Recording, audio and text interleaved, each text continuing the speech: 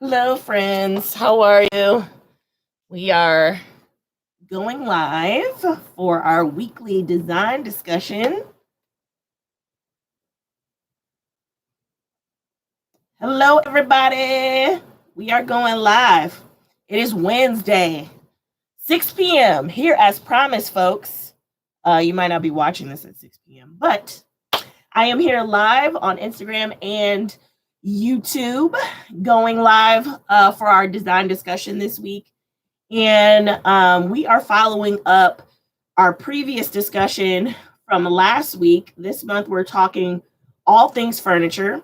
We're talking about furniture as it pertains to knowing your furniture, knowing what you're purchasing, knowing all the ins and outs of furniture that's going to best suit you, and not just basing all decisions specifically on aesthetics, but having a checklist, which is what we started talking about last week, and knowing what important things to really be taken into consideration, other than, does it look, pretty? Does it fit my color scheme?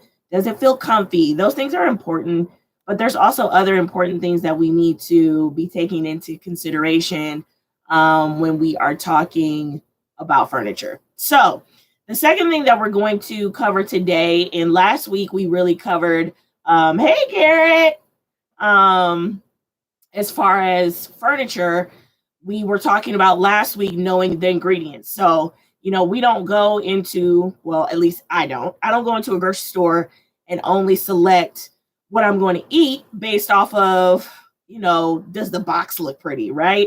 I really take into consideration, what are the ingredients? What is it made out of? Where, some people don't care where it came from, but I want to, especially if it's produce, I want to know if it was grown locally or it come all the way from China. Like, stuff gets damaged in the process and goes through some stuff. So these are things that it's important to know and to be taken into consideration. So just like you would do this with your groceries, you want to do this with your furniture, because ultimately it is contributing to your health and your well-being. So knowing what the ingredients of your furniture are is important.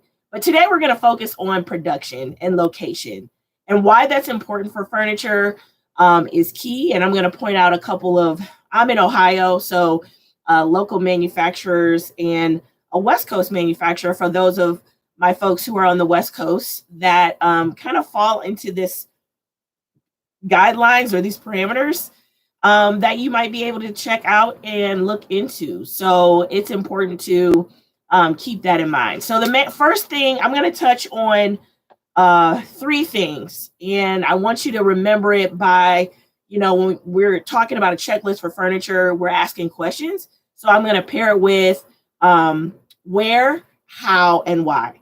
Okay, so those are the three questions we're going to answer today, which will help you to remember your checklist for production and location. So the first thing is where. Where is it produced? Is it something that's overseas? Is it something that's local? And local meaning within 500, within a 500-mile radius of where you're at. So for me, locally it could be Cincinnati, because that is within that radius, right? It doesn't necessarily have to mean like it's 20 minutes away, but it's not having to travel halfway around the world to get to me. So a lot of our mass produced fabricated furniture is coming from like China or Taiwan, or places that, they're able to get the labor really cheap, but in getting over here, that furniture has a really huge footprint. So you're using a lot of gas, using a lot of natural resources, fuel, all of that for the product to get over here. And in the meantime, while it's traveling, it's being exposed to other elements, right? So you don't know what those elements are. And natural materials such as like wood and things like that are natural. So they're going to be absorbing if there's chemicals in the air or things that it's exposed to.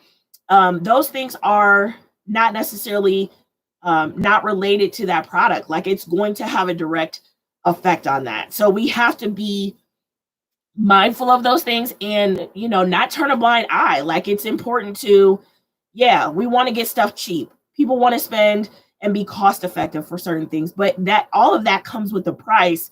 So, for me as a designer, I want to just make sure that my clients are aware of the price that they're paying. Like, it's not just, oh, this piece is, $300 versus other piece is $800 or $1,000. Like, yes, you're paying more, but this is what you're getting in return. Like, I think that educational piece is one of the things that really sets, designers apart. We're able to give you the backstory, the insight.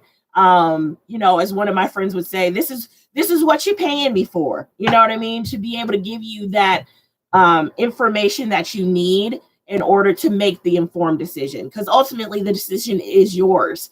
But I want you to be able to make a decision where you're going to be fully informed as to what you're getting.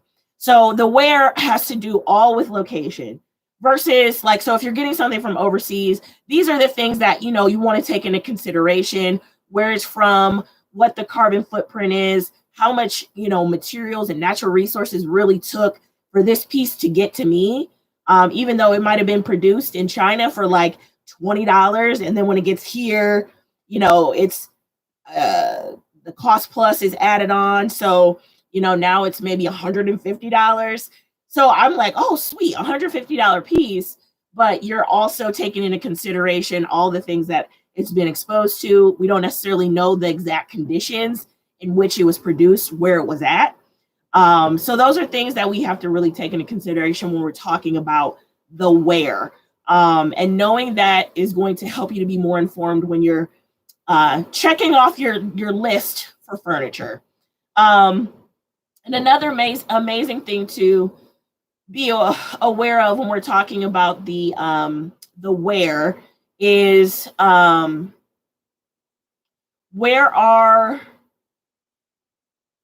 we're talking about locally, where are they not like subbing the materials, but where are they using the individual labor for? So like when we have a mixed piece that's made out of metal and wood, a lot of my local craftsmen have like a cohort or kind of like a working relationship where they'll make furniture pieces and they use the same metal smith, or they use the same, blacksmith.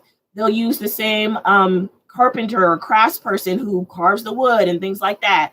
So really kind of know about the process, who's using what, where is the money going. And a lot of times when they start, coming in together, it makes the furniture more cost effective because you're not having to necessarily produce everything. So like that also drives costs when a piece is, made out of multiple materials. It's not just solid wood, but maybe it has metal legs or a glass top.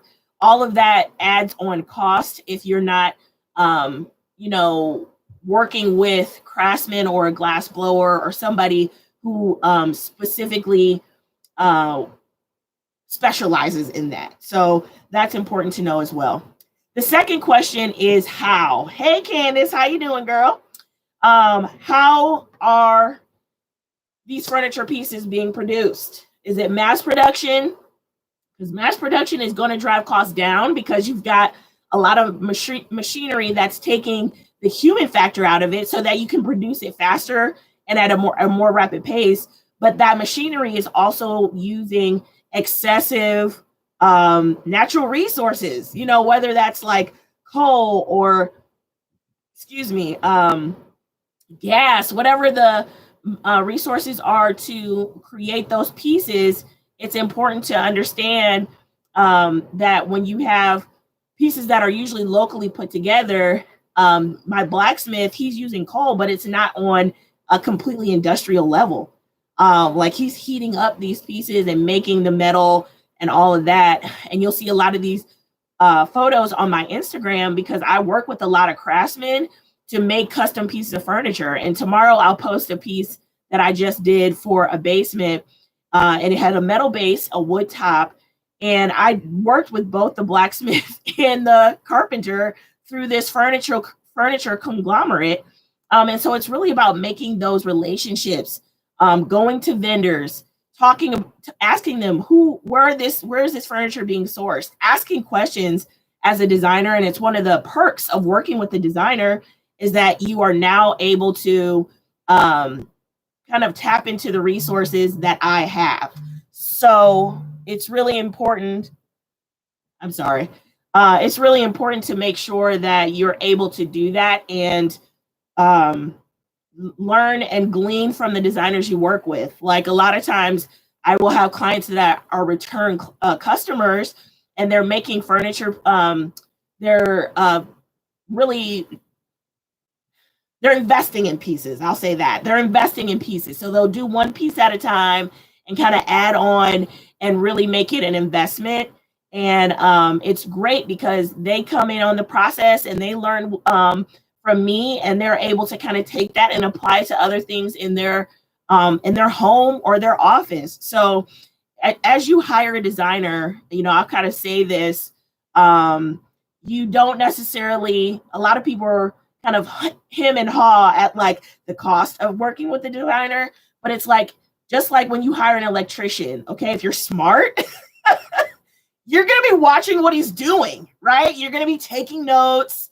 You're going to be like, oh, this is how you do this, or, oh, this is your contact, or, oh, this is how you work. So, when you work with a designer, be smart, like work with them, develop a relationship with them, really pick their brain and learn from, what they're doing. And you can start implementing those things further on down the road. And most of the clients that I work with are return customers, return clients. And it's because they really value those pieces of information that I'm bringing to the table. So I say all that to say, know how your furniture is being produced. Is it mass produced, or is it something that's being done by craftsmen that and you'll be able to track how it's being made and what it's being made of. And the last question that I will answer is why. Why is this piece being made this way? Is it so it can be cheaper, which is mostly why it's being done that way, or is it so you can like the method in which you're putting this metal and glass attachment is really tricky and can't really be done by hand. Those are the kind of things you have to ask about the particular piece. And a lot of times pieces that we value are going to not necessarily be because they're so intricate or whatnot. It's because we really value the durability of the piece, and we're going to talk about that next week when we talk about use. Does it have longevity, or is it something you're going to be using for a year and then tossing in the trash? So it's important to really be able to answer those questions: where, how, and why about your furniture. And don't be afraid to ask questions. If you need to hire a professional and to consult with someone who knows this information, you can hire a designer and just get a consultation. Consultations will cost you the one-time fee to kind of pick their brain, but it's something, it's a starting point in which you can move forward on how to apply all of these principles specifically to your situation.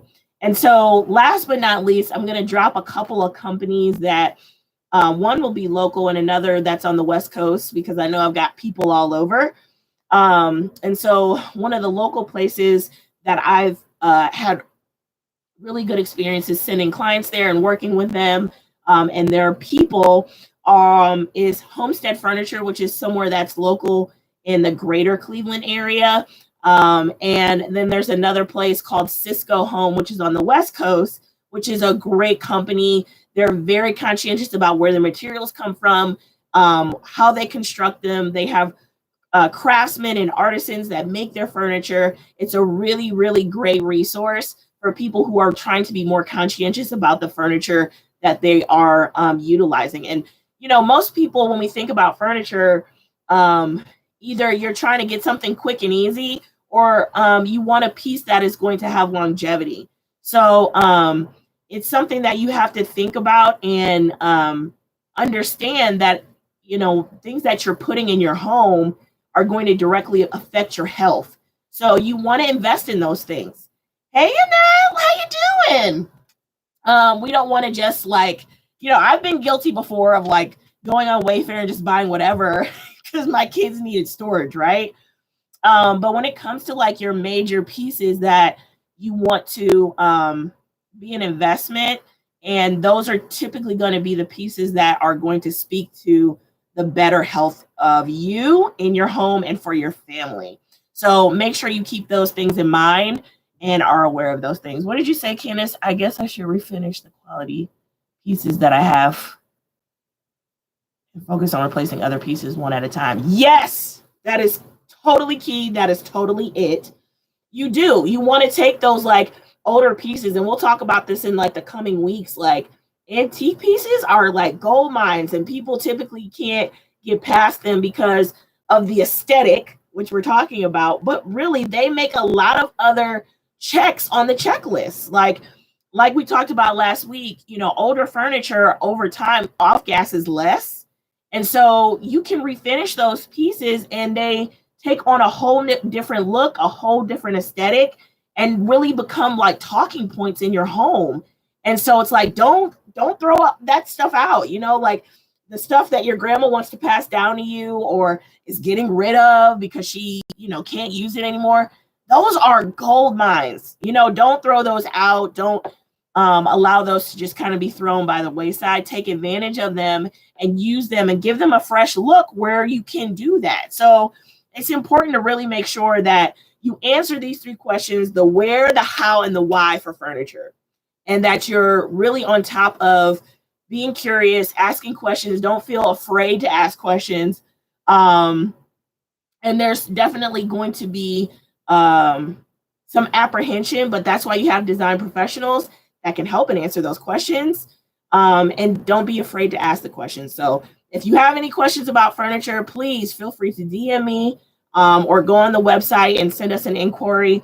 We're here to help and want to make sure that you are not only getting furniture that is aesthetically pleasing, but is also going to be great for the health of your home.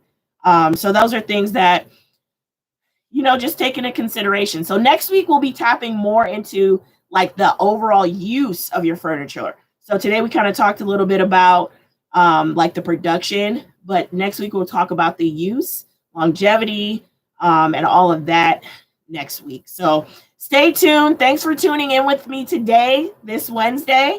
Next Wednesday, we'll be back. If you have any questions, please feel free to DM me and go check out our website, www.desired-designs.com. Hey, Darlene, how you doing? Go to www.desired-designs.com. We have our blog where we're talking about this all month.